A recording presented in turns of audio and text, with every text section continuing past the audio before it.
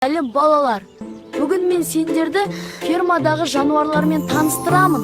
Тауық ана біздің береді көп жұмыртқа, қыт-қыт деп дыбыстайды, жем жейді ол жақытқа. Мысық таза әдемі аяғын басады үнсіз.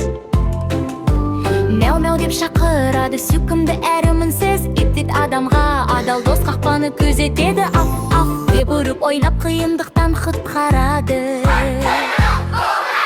Қора серте тұрады, таңды бірінші қарсалар. Кукари-кук деп айқайлап баршаны оята салар. Қой, жүні жұмсақ бұл қой, мал ішінде өте мол.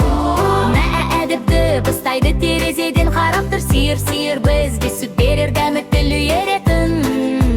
Мө деп дыбыстайды, қоректі зат жинайтын.